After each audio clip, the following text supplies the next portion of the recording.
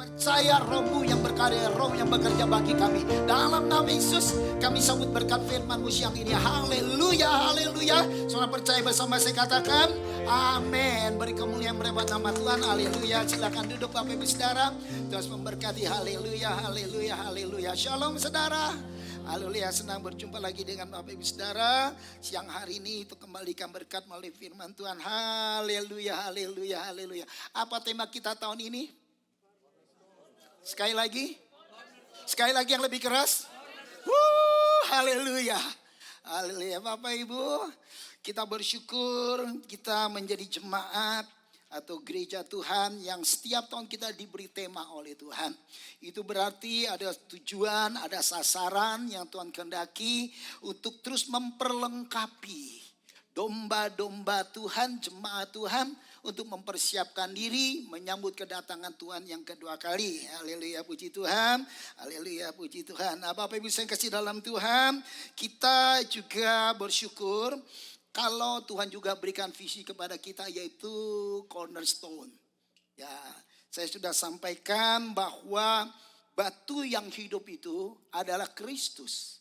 Dan itu adalah menjadi batu penjuru. Batu penjuru harus batu yang kuat, harus batu yang besar, harus batu yang presisi. Kenapa? Karena itu menjadi dasar pijakan setiap kita orang percaya. Tanpa kita memiliki pijakan, hidup ini akan goyah. Karena itu saya sampaikan kepada saudara bahwa jangan kita berpijak kepada uang. Jangan dalam hidup ini berpijak pada kemampuan. Jangan berpijak hidup ini dengan pengalamanmu. Jangan berpijak kepada orang-orang yang selama ini kau andalkan. Belajarlah berpijak kepada Tuhan. Karena kita tahu dia adalah batu karang yang teguh. Dia adalah kekuatan setiap orang yang berpijak kepadanya. Amin saudara. Wow, hari-hari ini Bapak Ibu Saudara ada banyak goncangan-goncangan hidup di mana-mana. Negara-negara dalam tanda petik ya saudara. Negara-negara muslim. Sekarang mulai banyak orang-orang yang bertobat ke Kristen. Convert. Wow, luar biasa. Dan saudara tahu Indonesia sekarang menuju pluralisme. Ya, wow, luar biasa. Ya, menuju pluralisme. Ya, dalam arti kata dalam kepercayaan secara rohani. Saudara tahu yayasan di Indonesia salah satu yang besar siapa? Namanya apa? Nyanyi apa? Nyanyi apa? Avenu Shalom Aleihim. Betul saudara? Waduh, itu lagu Yahudi saudara. Wah, sepak bola aja ditolak tapi nyanyi itu enggak. Luar biasa saudara. Sepak bola ditolak, gak apa cuma sepak bola gak apa-apa lah ditolak. Ya, tapi lagu tentang kami membawa damai sejahtera. Kami mau damai sejahtera dari Tuhan. Diterima loh, amin saudara. Waduh luar biasa. Itu berarti Bapak Ibu Saudara pluralisme sekarang sudah mulai terjadi nih Bapak Ibu Saudara. Ya, jadi artinya Bapak Ibu Saudara bahwa kekuatan Tuhan juga bukan hanya kekuatan antikris, tapi kekuatan Tuhan juga sudah mulai merata kemana-mana. Amin saudara, ada banyak orang-orang bertobat. Tapi jangan salah, di akhir zaman ini juga kita perlu kekuatan yang lebih lagi, double portion. Ya, saya sampai kepada di covenant. Ya sudah sampaikan di 3 covenant. Ya di West, di Central maupun di East. Dalam menghadapi persoalan hidup. Dengan kekuatan kita yang sekarang ini ada bisa mampu. Saudara mampu, saudara bisa tahu contohnya apa. Saudara bisa lewatin tuh yang kemarin namanya first trial. COVID-19. Saudara bisa lewatin betul, masih hidup kan?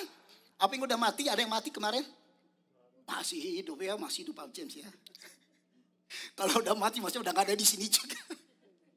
Ya, toh kita bisa lewatin. Ya, nah tapi akan ada lagi second trial, bahkan third trial, fourth trial. Ini yang kita hadapin. Jangan sampai kita juga seperti mengalami shock terapi seperti first trial yang kemarin. Ya, jangan sampai, Bapak Ibu Saudara. Ya, lewat itu ketahuan iman kita, lewat itu ketahuan kapasitas hidup kita sesungguhnya, bukan cuma ngomong, tapi sesuatu yang ada di dalam, yang inner inilah yang ada di dalam. Ya, ini harus dibuktikan Bapak Ibu Saudara. Karena itu saya sudah ajarkan bahwa kita harus menambah kekuatan dalam hidup. Supaya apa nanti kalau datang lagi trial-trial yang akan datang dari dunia ini, kita mampu, kita kuat, kita bisa bertahan. Amin. Wah, itu yang saya harapkan Bapak Ibu Saudara. Ya, karena jangan lupa Ya, saya nonton seseorang yang adalah nabinya Tuhan. Dia dijumpai oleh malaikat Tuhan, utusannya Tuhan. Dan berkata begini, waktumu tinggal 9 tahun lagi, itu 2021. Wow. Berarti sekarang kita 2023 tinggal berapa tahun nih? Ke arah 2030, Bapak Ibu Saudara. Ya, jadi artinya kita perlu kekuatan. Makanya kalau Tuhan berikan tema kepada kita tentang batu hidup, itu bukan sembarangan. Itu ada satu maksud loh Bapak Ibu Saudara. Nah, tema kita batu hidup hari ini. Ya, batu hidup. Baik, mari kita, jadi bukan sembarangan Tuhan kasih. Ya, jadi artinya Tuhan mau bahwa lewat apa yang kita belajar diajar Tuhan tahun ini menjadi kekuatan bagi kita menghadapi tahun-tahun yang akan datang lagi. Amin. Mari saudara buka Alkitab saudara, kita baca dulu Alkitab kita. Kita lihat di dalam 1 Petrus 2. Ayat yang pertama sampai dengan ayatnya yang ke-7. 1 Petrus 2 ayat pertama sampai dengan ayat yang ke-7. Mari saudara lihat. Yuk kita bangkit berdiri. Saya membaca ayat pertama, saudara ayat kedua. Demikian kita berbalas-balasan sampai dengan ayat yang ke-7. Ayat pertama sampai ayat yang ke-7. Baik, kita lihat dulu 1 Petrus 2. Ayat pertama sampai dengan ayat yang ke-7.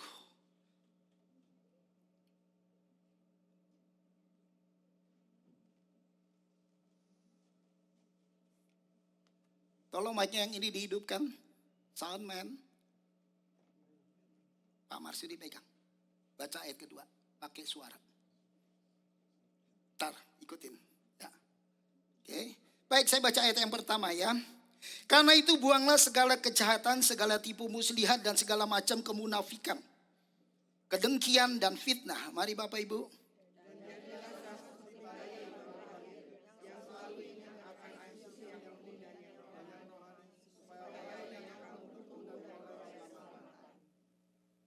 Jika kamu benar-benar telah mengecap kebaikan Tuhan,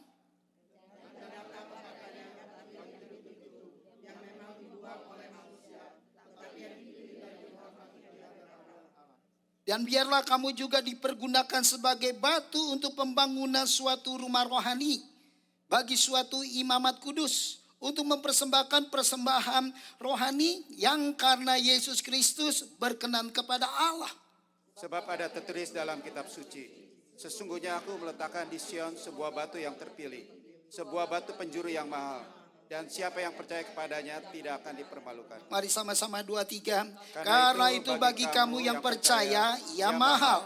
Tetapi bagi mereka yang tidak percaya, batu yang telah dibuang oleh tukang-tukang bangunan telah menjadi batu penjuru, dan juga telah menjadi batu sentuhan dan suatu batu sandungan. Baik, silakan duduk Bapak Ibu Saudara. Nah, Bapak Ibu saudara dalam Tuhan, dikatakan bahwa Yesus adalah batu penjuru.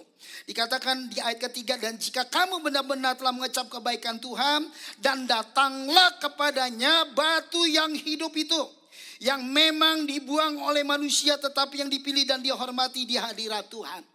Yesus adalah bukan sekedar batu yang mati, tapi dia adalah batu yang hidup.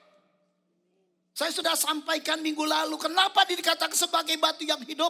Yaitu menjadi satu sumber kekuatan, menjadi satu sumber yang membangun sesuatu yang dibangun di atasnya. Makanya dalam 1 Korintus dikatakan, Rasul Paulus berkata begini, tidak ada seorang pun yang bisa meletakkan dasar kecuali Yesus Kristus yang menjadi dasar.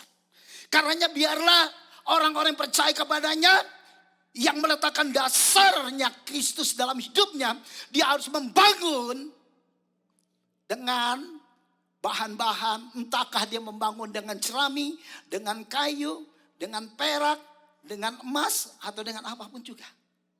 Tapi sekali waktu kelak, semua pekerjaan orang yang dibangun itu akan diuji oleh api. Wow. Makanya dalam hidup ini Bapak Ibu Saudara, kita harus bangun di atas batu karang ini kehidupan yang punya kualitas yang tahan api. Amin. Apalagi yang Tuhan kehendaki kehidupan kita berkualitas emas. Semakin dibakar semakin murni. Amin saudara. Semakin dibakar semakin bersinar. Semakin dibakar semakin bercahaya. Amin. Harus ini loh yang kita bangun dalam hidup ini. Ya, karena itu dikatakan di dalam ayat selanjutnya, dan biarlah kamu juga, ayat 5, dipergunakan sebagai batu yang hidup untuk pembangunan suatu rumah rohani bagi suatu imamat kudus, untuk mempersembahkan persembahan rohani yang karena Yesus Kristus berkenan kepada Allah. Dikatakan, datanglah kepada batu yang hidup itu, untuk kamu juga dibangun menjadi satu rumah rohani sebagai imamat yang kudus. Nah, Bapak Ibu Saudara, perhatikan gambar kedua. Oke, dalam 1 Petrus dikatakan, dan biarlah kamu juga dipergunakan sebagai batu hidup untuk pembangunan suatu rumah rohani bagi suatu imamat kudus, untuk mempersembahkan persembahan rohani karena Yesus Kristus berkenan kepada Allah. Bapak Ibu Saudara, ini dikatakan bahwa setiap kita yang meletakkan diri di atas dasar yang adalah Kristus, kita dari juga batu yang mati, kita akan menjadi batu yang hidup. Wow, Bapak Ibu. Ya, menjadi batu yang hidup. Untuk apa? Untuk menjadi satu rumah rohani. Untuk apa? Untuk menjadi satu rumah bagi tubuh Kristus. Sebab itu Tuhan ingin menggunakan setiap kita menjadi orang percaya, menjadi batu yang hidup. Dalam pembangunan rumah rohani artinya setiap kita dipanggil untuk membangun satu komunitas orang percaya. Setiap kita yang ditumpuk adalah untuk memanggil kita membangun satu komunitas, satu kelompok orang percaya yang hidup, bukan yang mati. Karena itu saya tulis di sini, Tuhan membagi kita menjadi batu hidup, yaitu batu yang mau dibentuk dan diletakkan di atas batu penjuru untuk suatu visi Tuhan yang besar, yaitu pembangunan rumah rohani, membangun tubuh Kristus di atas bumi. Karena itu panggilan seseorang menjadi percaya kepada Kristus, menjadi anak Allah lewat kelahiran kembali, mereka harus menjadi orang-orang yang tidak bersifat independen. Tahu independen? Sendiri dan mengasihkan diri dan tidak mau berhubungan dengan orang lain. Tapi yang Tuhan mau adalah kita dipanggil oleh Tuhan menjadi anak Allah untuk menjadi independensi. Menjadi orang-orang yang saling bergantung. Menjadi orang-orang yang saling berbaur. Menjadi orang-orang yang saling menyatu. Untuk apa? Membangun satu pembangunan rumah rohani Tuhan, yaitu tubuh Kristus. Itu tujuannya Tuhan, Bapak Ibu Saudara. Jadi kalau kita sudah berdiri di atas batu yang hidup dan kita menjadi batu yang hidup juga, dan kehidupan kita adalah kehidupan yang terhubung bukan hanya kepada Kristus yang ada di bawah sebagai pijakan hidup kita, tapi kita juga menjadi orang yang terhubung dengan sesama batu. Yang mati itu dihidupkan oleh Tuhan.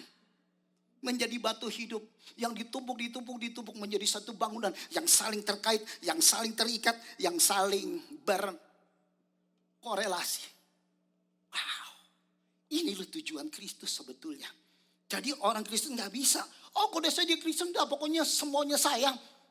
Saya mau sendiri kayak, saya gak mau bertemu orang kayak, saya gak mau bergaul kayak, terus ada, bukan begitu. Karena Kristus itu memerintahkan kepada murid-muridnya, terutama kepada Petrus, berkata, aku akan membangun jemaatku. Bukan aku akan membangun orang-orang pribadi-pribadi Kristen. Tidak. Membangun jemaat berarti kelompok besar. Betul saudara? Bukan pribadi. Ya, berarti community Bapak Ibu Saudara. Ya, makanya kita harus masuk di dalam kehidupan yang diberikan oleh Tuhan untuk bersatu, membangun community, membangun gereja, membangun tubuh Kristus. Oke. Nah, orang Kristen harus bekerja dan mewujudkan kesatuan di dalam tubuh Yesus, tubuh Kristus. Setiap kita harus bekerja sebagaimana seharusnya dan selalu bersinergi satu sama lain sehingga kesatuan yang sudah dibayar dengan tubuh dan darah Yesus terwujud di dunia ini. Yes. Bapak Ibu Saudara, terwujud. Jadi gak lagi berpecah-pecah tapi bersatu. Menjadi satu kesatuan yang kokoh, menjadi satu kesatuan yang kuat, yang solid. Ini yang Tuhan kehendaki Bapak Ibu Saudara. Ya, karena itu Efesus 5:2 dikatakan begini, dan hiduplah di dalam kasih Sebagaimana Kristus Yesus juga telah mengasihi kamu dan telah menyerahkan dirinya untuk kita sebagai persembahan dan korban yang harum bagi Allah. Nah, kesatuan ini, gambar ini, kesatuan ini tidak pernah menjadi solid, tidak pernah menjadi kokoh, tidak pernah menjadi kekuatan yang luar biasa tanpa adanya kasih. Makanya hukum kasih itu adalah dasar, root dari segala karunia roh apapun juga dari orang Kristen. Termasuk iman. Ya, banyak orang hanya berfokus pada makanya lu bangun iman. Makanya lu bangun persekutuan dengan Tuhan. Makanya lu bangun ini. Supaya kamu berbuah, supaya kamu berkarunia. No. Yang penting saudara tahu adalah akarnya dulu.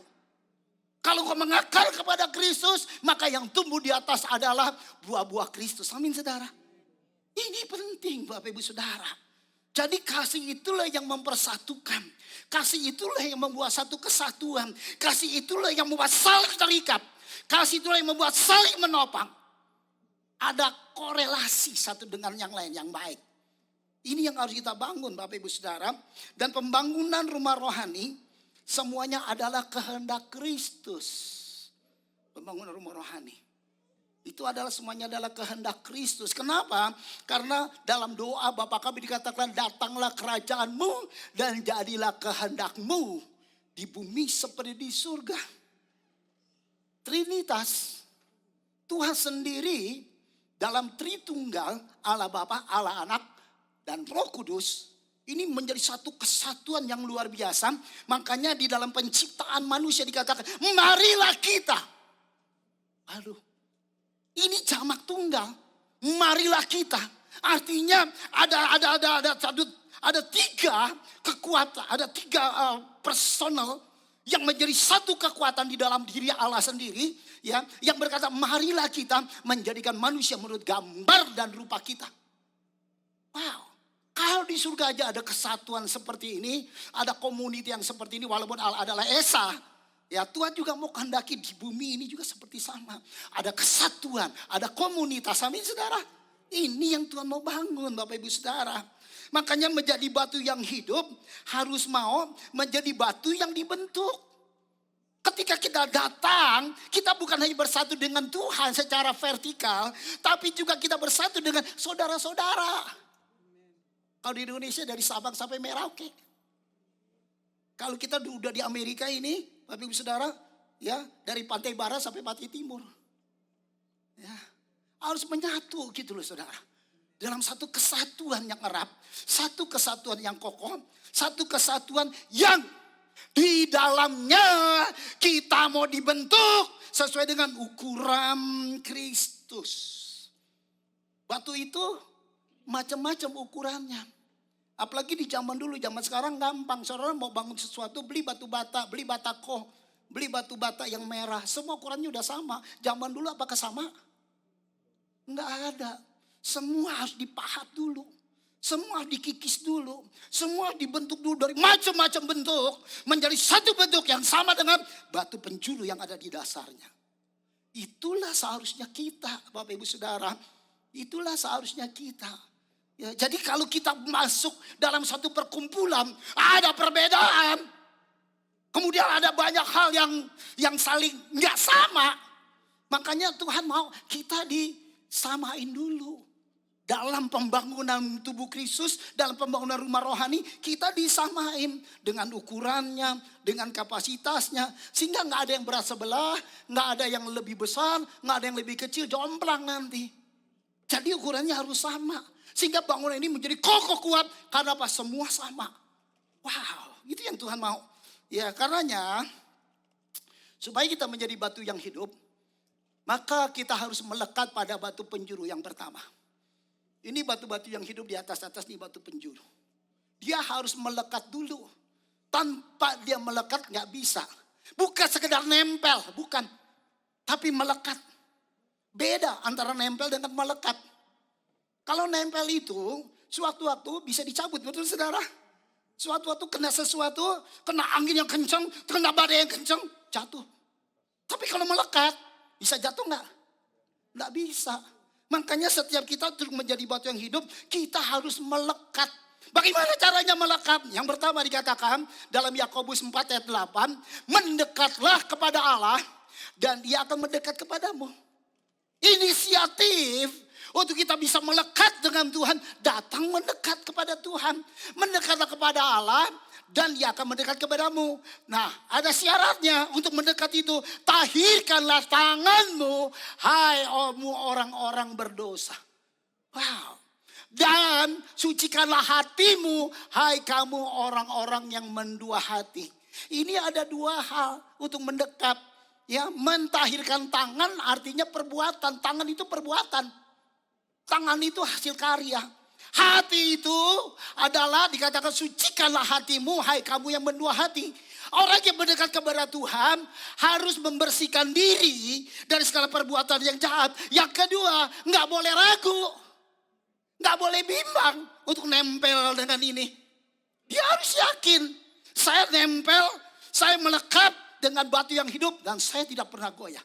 Jangan pernah ragu, dua hal ini penting. Makanya dia ada ayat yang berikutnya dikatakan, sadarilah kemalanganmu. Berduka cita dan merataplah. Hendaklah tertawamu kamu ganti dengan ratap dan sukacita dengan duka cita. Karena itu disimpulkan, rendahkanlah dirimu di hadapan Tuhan dan Dia akan meninggikan kamu. Wow. Ya, jadi di luar batu karang yang teguh ini, di luar batu pencuru ini, kita mengalami kehidupan yang malang, duka cita, meratap. Wow. Nih, tanpa kita melekat, makanya kita harus melekat. Melekat, dan ini adalah sesuatu yang penting Bapak Ibu Saudara. Ya, kita melekat. Nah, ini penjabarannya. Saya buat begini penjabarannya. Mendekat kepada Allah yang pertama, dikatakan tahirkanlah tanganmu. Yaitu tangan yang berdosa lewat perbuatan ya. Nah, perbuatan itu ada dua yang Tuhan kehendaki. Yang pertama adalah kita harus melakukan perbuatan lewat tangan kita, lewat perbuatan kasih. Dalam ayatnya dikatakan, anak-anakku, 1 Yohanes 3:18, marilah kita mengasihi bukan dengan perkataan atau dengan lidah, tetapi dengan perbuatan dan dalam kebenaran. Tindakan kita yang bersekutu satu dengan yang lain di dalam satu community adalah tindakan yang harus berdasarkan kasih. Kasih bukan kasihan. Itu kasihan nih, bukan. Kasih bukan kasihan, Bapak Ibu Saudara. Ya, tapi perbuatan yaitu perkataan, bukan perkataan tapi juga dengan perbuatan di dalam kasih. Ya, nah perbuatan di dalam kasih ini harus nyata nih. Harus nyata dalam hidup kita. Ya, kalau kita mendekat kepada Tuhan, yang pertama adalah tentunya mengasihi Tuhan dengan segenap hati, segenap jiwa, segenap kekuatan kita. Dan juga kita mau mendekat kepada Tuhan, kita juga harus nggak boleh sodok kiri, sodok kanan, harus mengasihi sesama. Ini penting Bapak Ibu Saudara. Ya, jadi tahirkanlah tanganmu artinya perbuatan, yaitu pertama perbuatan kasih untuk mendekat kepada Tuhan. Belajar untuk melakukan sesuatu dalam perbuatan kasih kepada orang, kasih dan kebenaran. Yang kedua yaitu perbuatan iman.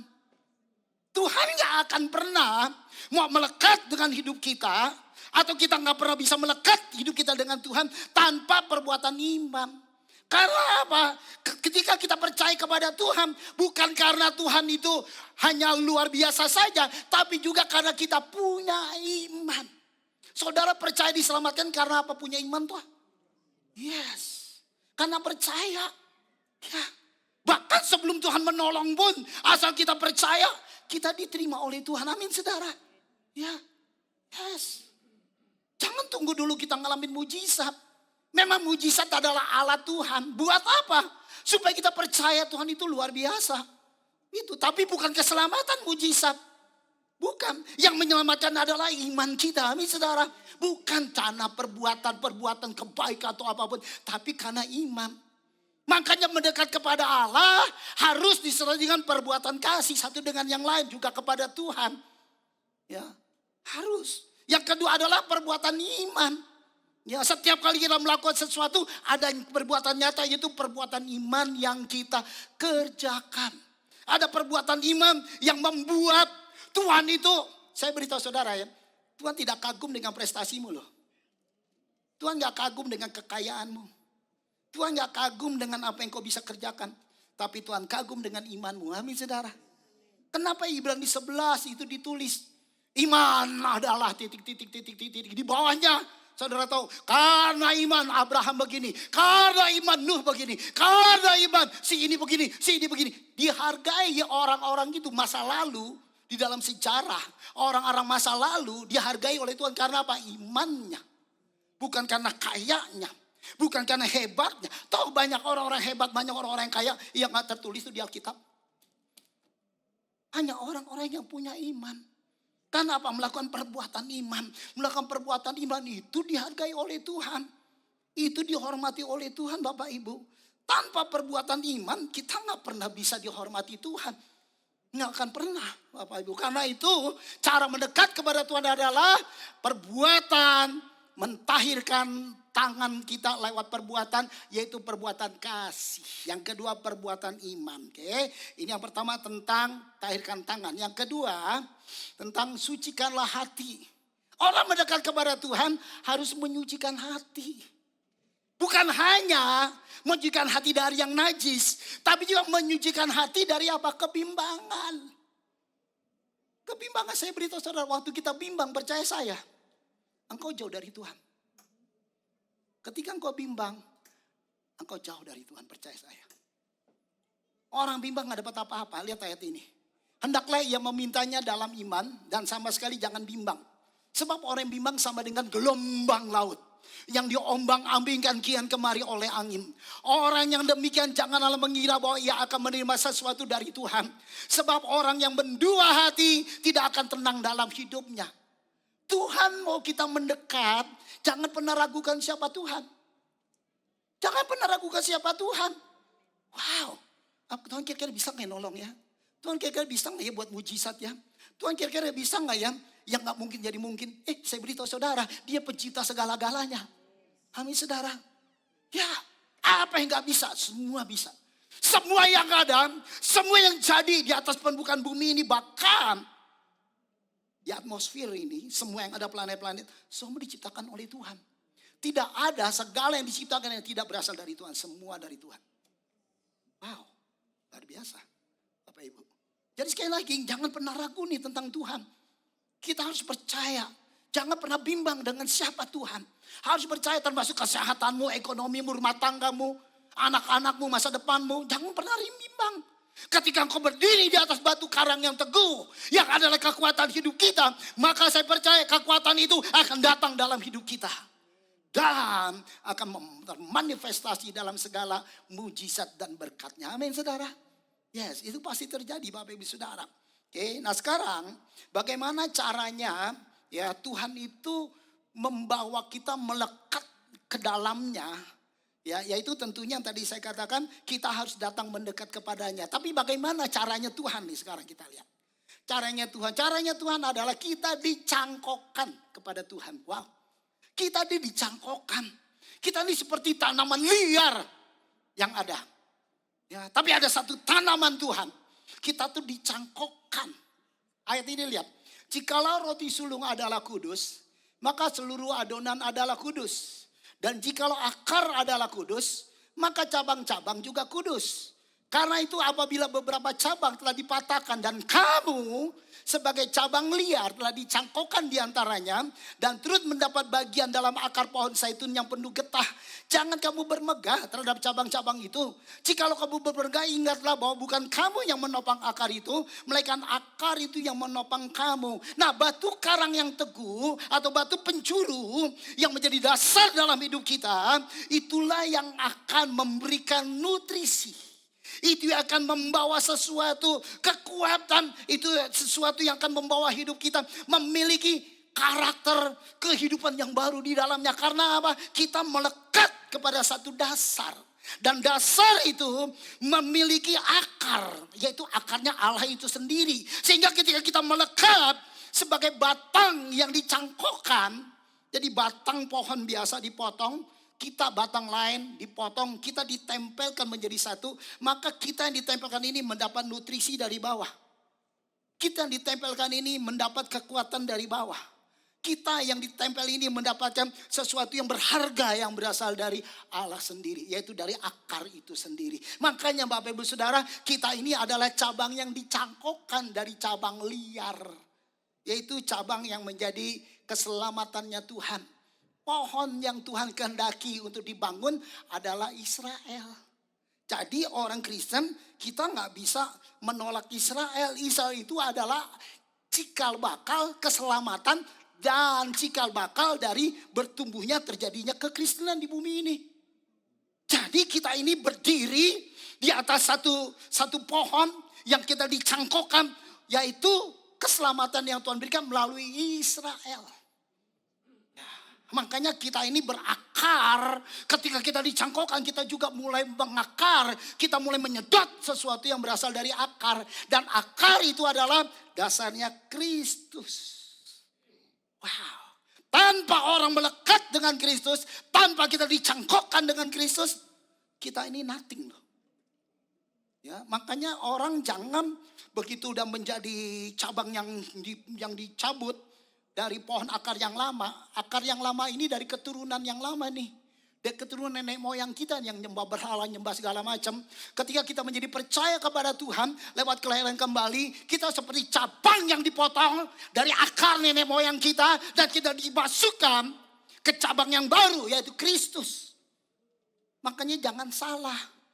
Kita harus mencari cabang yang hidup di mana kita bisa ditanamkan. Jangan sampai kita cabang yang hidup ditanamkan ke cabang yang mati. Gak bisa.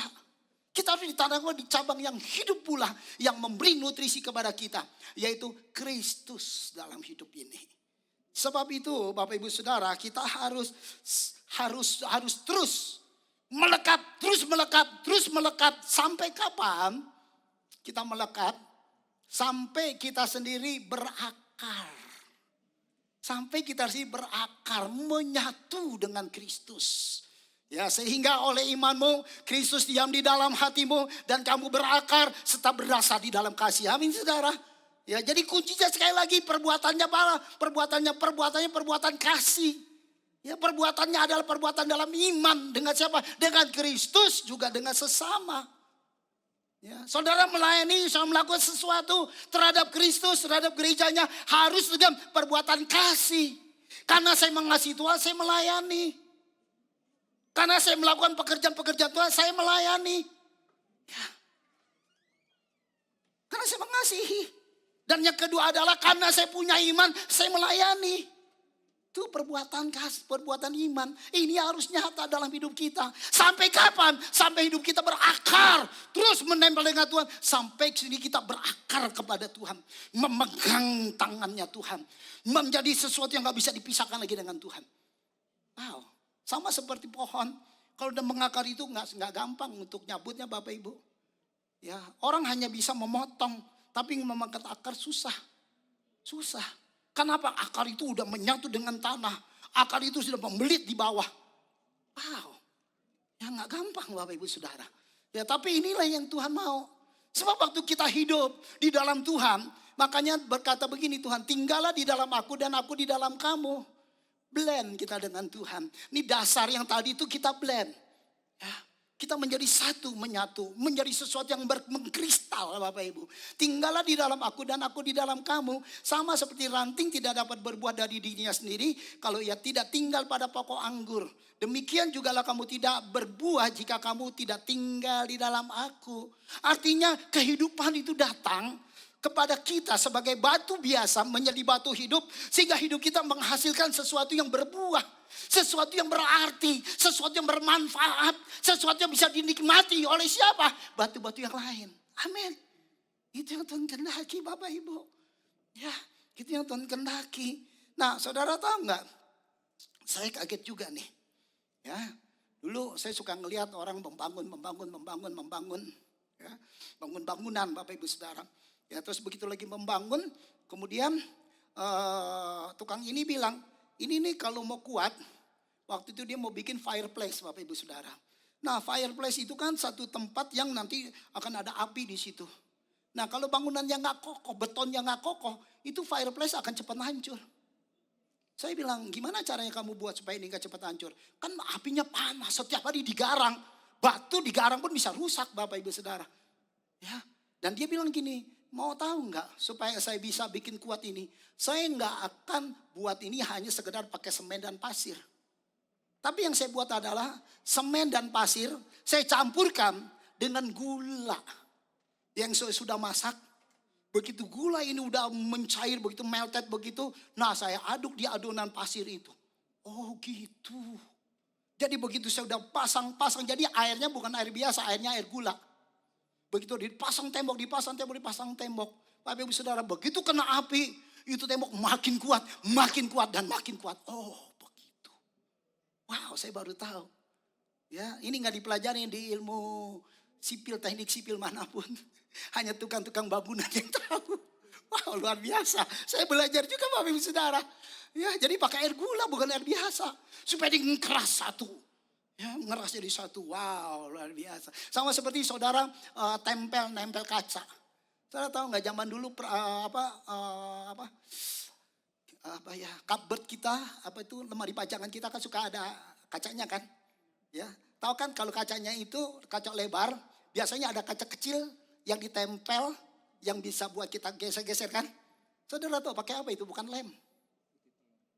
Putih telur. Ya pakai putih telur. Gak bakal bisa dicopot lagi. Wow. Ini loh kuncinya buat kita Bapak Ibu Saudara. Ya, gimana caranya nih buat menempel dengan Tuhan? Jangan nyogok Tuhan. Tuhan gak bisa disogok. Ya, jangan lu coba baik-baikin Tuhan. Gak bisa. Lewat perbuatan.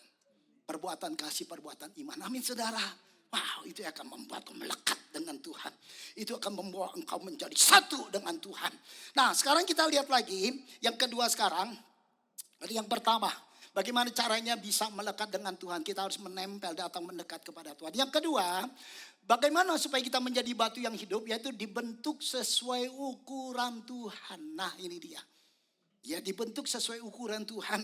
Kalau orang mau masuk menjadi batu yang hidup, yang mau dibangun menjadi satu rumah bagi rumahnya Tuhan, saudara harus mau dibentuk. Kita harus mau dibentuk sesuai dengan ukurannya Tuhan, kapasitasnya Tuhan. Kita harus membentuk sesuai dengan dimensinya Tuhan. Jangan maunya kita. Ya, makanya Bapak Ibu Saudara, orang yang mau melayani siapapun juga, orang mau masuk di dalam satu rumah Tuhan, sejago apapun dia di luar, dia harus masuk menyesuaikan diri. Nggak bisa dia bawa kemampuannya dia. Dia harus belajar menyesuaikan diri di dalam. Ini loh yang dibentuk. Ini yang disesuai dengan ukurannya. Oke, sekarang kita lihat dulu ya. Dibentuk sesuai ukuran Tuhan. Roma 9 ayat 20. Siapakah kamu hai manusia? Maka kamu membantah Allah. Dapatkah yang dibentuk berkata kepada yang membentuknya, mengapakah engkau membentuk aku demikian? Apakah tukang periuk tidak mempunyai hak atas tanah liatnya untuk membuat dari gumbal yang sama suatu benda untuk dipakai guna tujuan yang mulia, atau suatu bentuk benda lain untuk dipakai guna tujuan yang biasa? Saudara, di dalam pembuatan yang namanya benda-benda yang berasal dari tanah liat, kalau itu dia jadi, itu bisa dihancurin lagi. Bisa. Dan kalau dia dihancurin lagi, seperti apa orangnya itu mau lagi membuat, dibangun lagi sesuatu yang baru. Sama seperti kayak kaca juga. Kaca juga demikian. Ya, kaca bisa dihancurin lagi. Dan dibangun lagi kaca yang baru.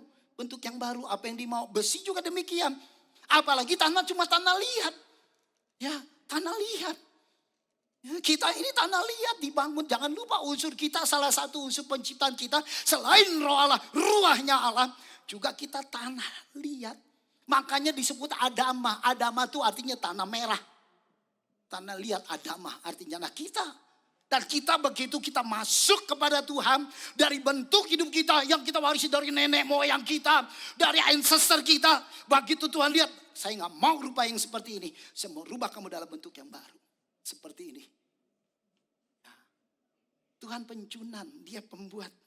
Dibentuk lagi, diukir lagi, disamakan lagi ukuran yang Tuhan kehendaki. Ini loh yang Tuhan mau bagi hidup kita Bapak Ibu Saudara. Dan kita tidak pernah, jangan berkata bahwa ngapain sih Tuhan bentuk-bentuk saya, ngapain sih Tuhan ubah-ubah hidup saya. Udahlah saya udah begini buat saya cukup. Kalau kamu mau jadi batu yang hidup gak bisa begitu. Gak bisa ngomong begitu kalau mau batu yang hidup. Kalau kamu nggak mau jadi Tuhan hidup, go ahead. Tapi kalau mau jadi buat yang hidup, jangan. Jangan begitu. Lah bawa dirimu kepada pembentukannya Tuhan. Amin saudara. Bawa dirimu seperti apa maunya Tuhan. Bukan apa maunya kita. Jujur saudara, saya banyak berubah loh dalam pelayanan di sini. Dulu saya terapkan apa yang ada di Indonesia. Semua saya terapkan. Doesn't work. Nggak bekerja. Ya, not properly. Ya, nggak seperti apa yang Tuhan kehendaki. Kita rubah semua. Wow, Pastor Henny puji Tuhan, Pastor Henny, Tuhan berbicara kepada Pastor Henny tentang sistem koinonia. Wow, itu berubah sekali. Bapak Ibu Saudara. Ini bukan sistem dari Indonesia, betul Pastor Henny? Sistem yang dari Tuhan, yang Tuhan mau terjadi. Ya makanya semua orang kita melayani. Ya, semua orang gak cuma duduk diam, semua orang melakukan sesuatu. Semua orang bekerja sesuatu buat Tuhan. Ini sistem yang dari Tuhan. Ini yang Tuhan mau. Ya, jadi makanya kita harus mau dibentuk oleh Tuhan. Kita mau supaya kita ini menjadi fit ukuran kita dengan Tuhan. Menjadi pas, presisi dengan Tuhan. Jadi batu penjuru yang ada di bawah persis dengan kita. Wow, luar biasa.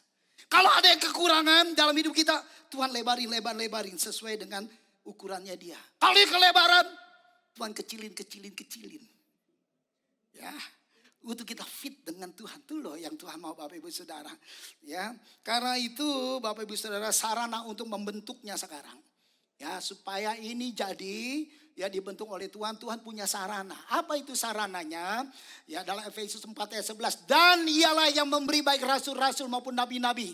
Baik pemberita-pemberita Injil maupun gembala-gembala dan pengajar-pengajar. Untuk memperlengkapi orang-orang kudus bagi pekerjaan pelayanan. Bagi pembangunan tubuh Kristus. Ini yang Tuhan kirim.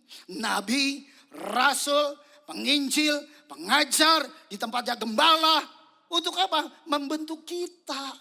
Jadi kalau sampai ada tamu-tamu yang juga datang berkhotbah di sini, ini adalah alat atau tool yang Tuhan pakai untuk apa? Membangun kita, membentuk hidup kita, Bapak Ibu. Ya, membentuk hidup kita. Ya karena itu saya mau beritahu saudara, ya bahwa ini adalah sarananya Tuhan. Ya, sarananya Tuhan. Ya, jadi jangan berpikir bahwa ini, oh kalau Pak Diki nggak datang pendeta tamu, gue di rumah aja. Jangan, Bapak Ibu. Ya, saya juga nggak sembarangan loh terima tamu untuk khotbah di sini. Ini altar kudus. Dan saya mau altar ini keluar dari altar ini berkatnya Tuhan, bukan kutuknya Tuhan. Ya, saya jujur, saya selektif.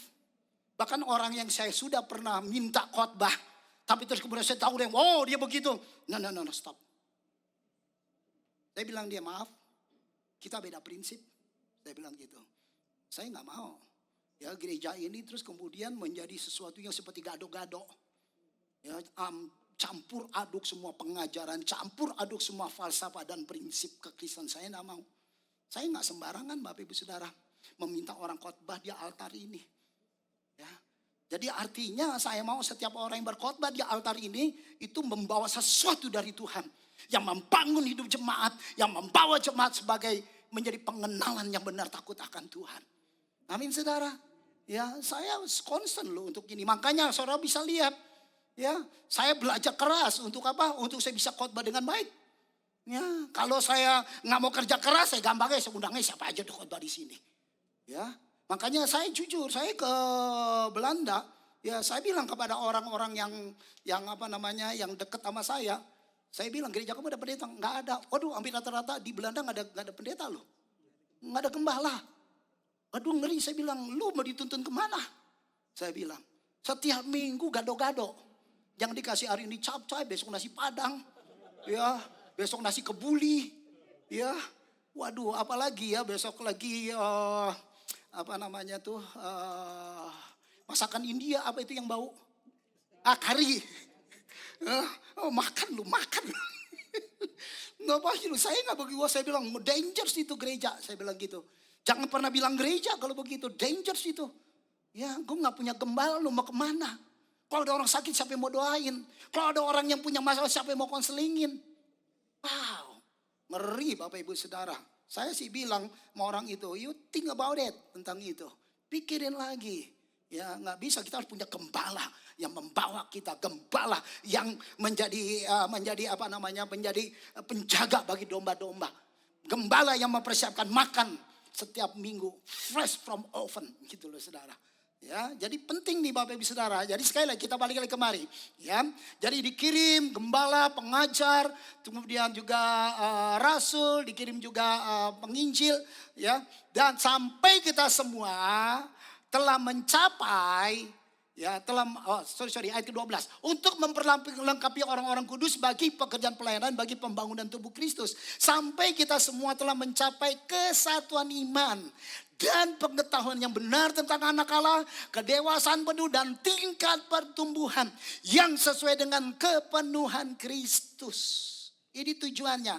Supaya sehingga kita bukan lagi anak-anak diombang-ambingkan oleh rupa-rupa angin pengajaran, oleh permainan palsu manusia dalam kelicikan mereka yang menyesatkan. Saya beritahu saudara, ini akhir zaman. Bahkan ini adalah akhir dari akhir zaman. Setan gak rela. Dia masuk neraka cuma sekelompoknya dia. Dia gak rela. Dia akan bawa sebanyak-banyaknya. Ya, sebagaimana dia membawa malaikat-malaikat. Ya, ketika dia diusir dari Taman Eden, dia membawa sepertiga malaikat untuk apa? Menjadi pengikutnya. Begitu pun juga di bumi. Dia akan bawa sebanyak-banyaknya jiwa-jiwa soul untuk apa? Masuk neraka. Makanya hati-hati Bapak Ibu Saudara. Tanda yang paling jelas akhir zaman. Yang paling jelas nih saya katakan akhir zaman. Yang pertama kemajuan teknologi. Ini gak bisa dipungkiri. Kalau dibilang perang dari dulu ya udah perang. Betul? Gempa bumi dari dulu udah gempa bumi. Betul saudara? Kelaparan dari dulu banyak kelaparan. Ya. Penyakit dari dulu banyak. Penyakit kolera apa segala macam. Yang menjadi wabah. Tapi yang menjadi tanda paling super dalam akhir zaman adalah yang pertama adalah teknologi. Kenapa? Teknologi ini akan menjadi alat setan untuk masuk di dalamnya. Saudara tahu tidak ada di bumi, di langit manapun sesuatu makhluk yang diciptakan kecuali ada di bumi. Tapi Alkitab berkata kenapa alien ada? Wow. Sepertinya nyata. Saya beritahu saudara, semua kekuatan demonic spirit yang ada di dalamnya. Saya beritahu saudara. Dan teknologi dipakai untuk menggantikan, ya, yang namanya sesuatu yang sudah lumrah kita kerjakan. Salah satunya, mungkin saya sudah sebutin, di Jerman beberapa bulan lalu, ya, saya dengar satu gereja itu tidak ada pendetanya, ya, begitu khotbah, ChatGPT, tahu ChatGPT? Tahu nggak saudara? Kalau nggak tahu jangan dipaksain ya. Lebih dari Google. Kamu masukin di Google, saya mau jalan-jalan misalnya ke Jepang. Dia cuma kasih tahu, kamu naik pesawat ini, hotelnya tuh ini. Selebihnya lu cari sendiri. Google. ChatGPT, AI, saudara masukin saya mau jalan-jalan ke Jepang, saudara dikasih tahu. Kalau jalan sekian hari, lu jalannya kemari. Kalau sekian hari, kemari. Kendaraannya ini. Ongkosnya segini, ini hotelnya di sini, makannya ini. Wow. Nah, di Jerman nggak ada pendetanya. Ya, begitu firman Tuhan, langsung pakai layar besar, Bapak Ibu Saudara, ChatGPT. Mereka yang ada di sini juga di sekolah di suaranya. Itu yang khotbah. Saudara bayangin. Itu yang terjadi loh sekarang ini. Ya, itu yang terjadi. Juga dengan hologram. Yang saya pernah sampein, udah 2 kali kalau nggak salah saya sampein. Ya, ada orang khotbah di sini. Ya, lewat teknologi AI seperti hologram, dia bisa hadir di mana-mana untuk berkhotbah. Wah, kalau gitu pendeta nggak perlu dong. Wah, ibu saudara, ini yang terjadi. Salah satunya adalah teknologi. Yang kedua, ya, tanda yang kedua adalah adanya banyak penyesat. Ya, akhir zaman. Semakin sampai ke akhir tahun, ke air di zaman ini semakin lebih banyak penyesat-penyesat. Wow, sekarang lagi booming nih. Yang katanya Yesus itu bukan Tuhan. Pernah dengar itu? Dengar? Yes, Yesus katanya bukan Tuhan. Wow, Tuhan itu Bapa. Betul, saya setuju. Tuhan itu Bapa di surga. Tapi bukan berarti Yesus bukan Tuhan. Kita harus belajar tentang Trinitas. Belajar tentang Trinitas. Bahkan orang pakai ayat-ayat di dalam Alkitab. Ya seperti contoh, dibilang begini. Kapan kedatangan akhir zaman ini akan tiba? Kapan semua akan berakhir? Yesus bilang gini, semua orang gak tahu, termasuk anak juga gak tahu, yang tahu cuma Bapa. Nah dibilang, nah tuh kan, anak gak tahu bukan Tuhan dia. Kok dia Tuhan, dia tahu segalanya. Oh. Saudara harus ngerti, Alkitab tidak ditulis dengan ukuran sekarang. Alkitab ditulis di masa yang lalu. Alkitab ditulis berdasarkan kebudayaan yang lalu. Alkitab ditulis berdasarkan budayanya Israel. Kita belajar itu, nggak bisa nyomot di sini. Nggak bisa. Ukurannya Israel dulu juga sekarang beda. Israelnya aja dulu sekarang aja beda. Apalagi kita main tarik gitu aja buat kita. Oh my goodness. Bapak Ibu Saudara, nggak bisa. Ini penyesatan. Saya beritahu saudara, penyesatan. Bahkan ada orang yang bilang kelahiran Yesus nggak lebih penting daripada diciptakannya Adam. Wah, ngeri. Nggak lebih dahsyat daripada diciptakannya Adam. Wow, saya bilang, ini pengajar loh yang banyak pengikutnya loh. Saya beritahu saudara, nggak bisa Bapak Ibu Saudara. Ya, terang itu yang sesungguhnya adalah Bapa, bukannya Yesus. Loh, Yesus yang bilang kok aku terang dunia. Bohong dong kalau gitu. Ini pengajaran ini mulai melemahkan Yesus, saya beritahu saudara. Mulai menolak nama Yesus dan memanggil nama dengan nama yang lain. Wow, yang adalah Jehovah. Ya, diganti Yahweh. Ya, Yahweh di dalam gramatikal Hebrew nggak ada. Saudara ngomong sama orang Israel, tahu nggak Yahweh? Nggak ada yang tahu. Jehovah tahu. Wow, Bapak Ibu Saudara. Kita harus hati-hati Bapak Ibu Saudara. Jangan sembarangan. Yesus sudah bilang, akulah jalan dan kebenaran dan apa saudara? Masa disangsiin? Wow. Udah ngomong begitu, besoknya ngomong lagi, aku belum selesai. Apa yang lu ngomong kemarin? Kalau ngomong lu belum selesai. Betul Pak? Yes. Apa yang lu ngomongin kemarin jadi? Hah? Sekarang dia membela lagi nama Yesus. Oh wow. Mungkin udah diprotes. Jadi berbalik lagi. Aduh, ngeri deh saudara. Betul ya, hari ini ngeri deh. Ya, ngeri. Ya, makanya saudara harus teguh di dalam Tuhan. Ya, harus lebih banyak beribadah kepada Tuhan. Supaya apa, jalan kita nggak disesatin Bapak Ibu. Ya, supaya kita nih nggak diombang-ambingkan ini seperti ini nih. Sehingga kita bukan lagi anak-anak yang diombang-ambingkan oleh rupa-rupa angin pengajaran, oleh permainan palsu manusia dalam kelicikan mereka yang menyesatkan. Kita harus mengalami yang namanya kepenuhan di dalam Tuhan. Apa itu kepenuhan? Yaitu pleroma. Di sini nih, mengajar, memperlengkapi orang-orang kudus bagi pelayanan pekerjaan pembangunan tubuh Kristus. Sampai kita mencapai kesatuan iman, pengetahuan yang benar tentang anak Allah, kedewasaan penuh. Dan 3 pertumbuhan yang sesuai dengan kepenuhan Kristus. Kalau kau terus melekat dengan Tuhan, saya percaya kepenuhan itu akan datang. Apa itu kepenuhan pleroma? Artinya penuh, artinya genap, artinya lengkap, sempurna. Ukuran yang penuhnya Tuhan ada dalam dirimu. Karena apa Bapak Ibu Saudara? Kita hidup di dalam Tuhan. Itu adalah kehidupan kita yang harus mencapai satu sasaran.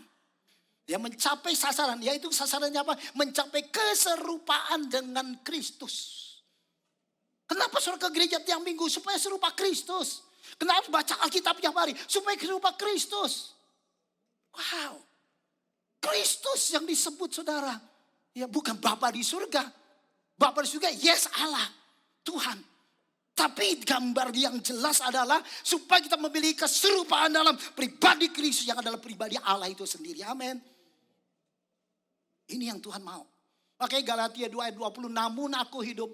Tetapi bukan lagi aku sendiri yang hidup, melainkan Kristus yang hidup di dalam aku. Selama ini kita menempel dengan Kristus. Kita ada di atas batu karang yang menjadi penjuru, batu penjuru itu.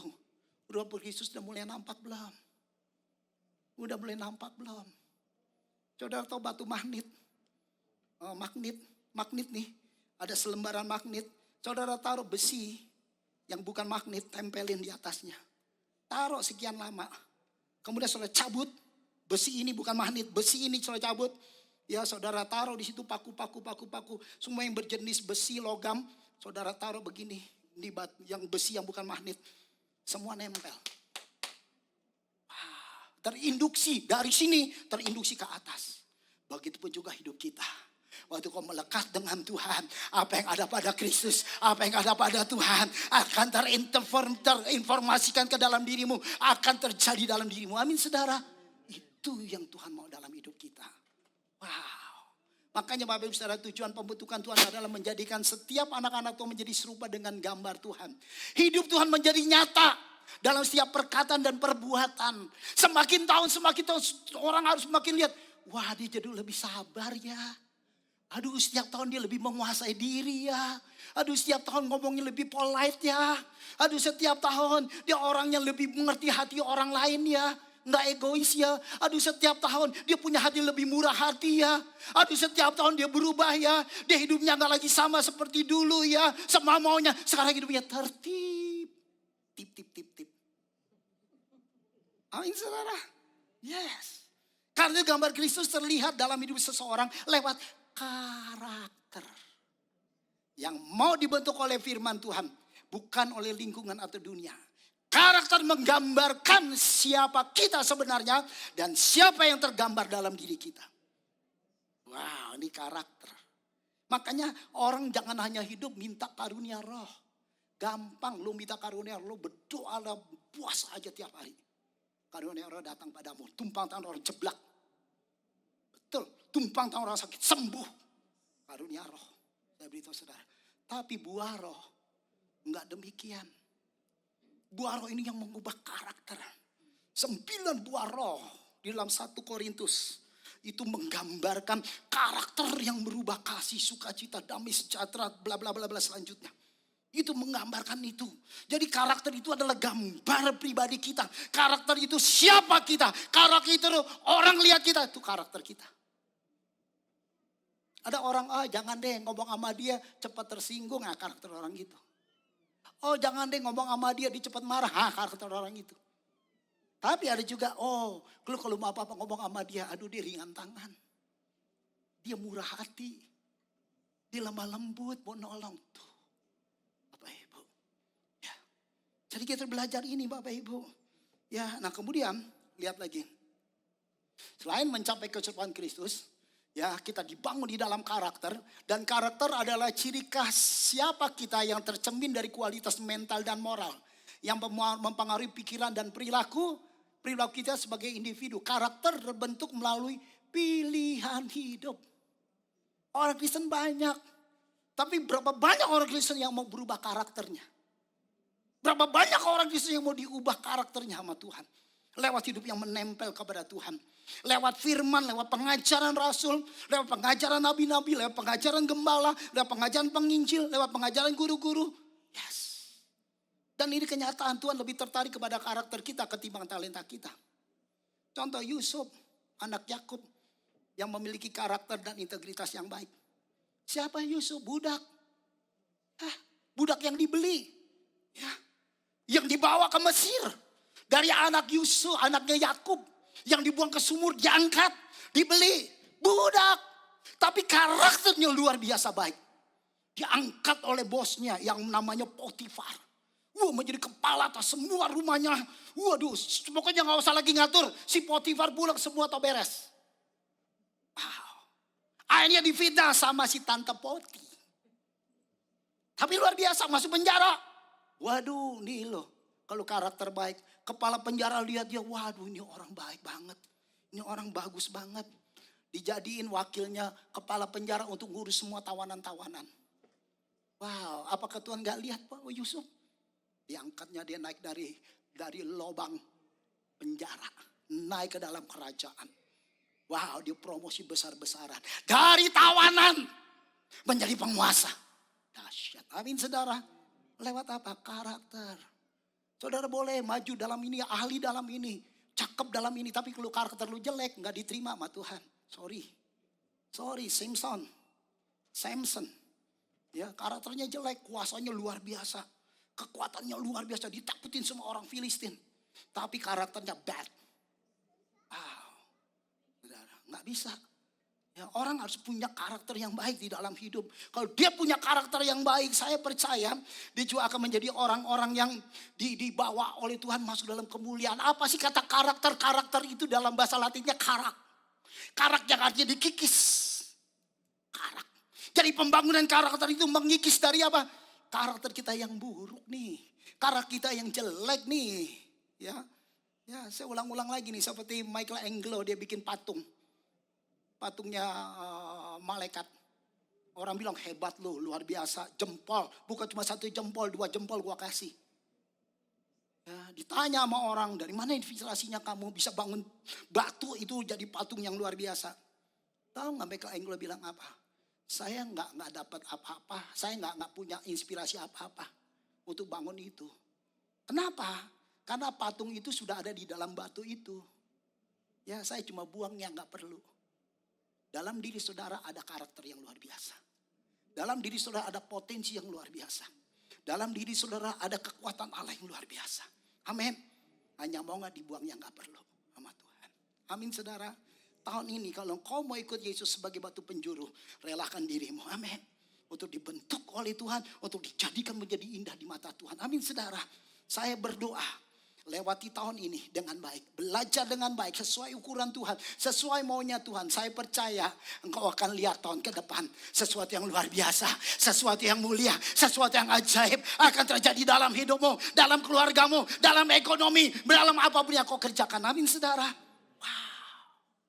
Saya berdoa biar kekuatan Tuhan yang terus menopang menolong hidupnya. Amin, menolong hidup saudara. Amin saudara. Yang terakhir. Sekarang yang terakhir. Ukuran yang Tuhan kehendaki. Karena itu sebagai orang-orang pilihan Allah yang dikuduskan dan dikasihinya. Kenakanlah belas kasihan, kemurahan, kerendahan hati, kelemah lembutan, kesabaran.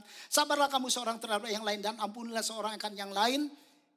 Yang apabila yang seorang menaruh dendam terhadap yang lain, sama seperti Tuhan telah mengampuni kamu, kamu perbuat jugalah demikian. Bapak ibu saudara, kuncinya adalah karena itu sebagai orang pilihan Allah dikuduskan dan dikasih, kenakanlah belas kasihan. Kenakan hati yang mengasihi Tuhan, mengasihi jiwa-jiwa. Percaya kau akan menjadi batu yang hidup yang dipakai oleh Tuhan. Amin. Dan engkau akan dahsyat luar biasa. Kita beri kemuliaan buat nama Tuhan Yesus. Haleluya. Haleluya. Yuk mari kita masuk dalam perjamuan kudus Tuhan.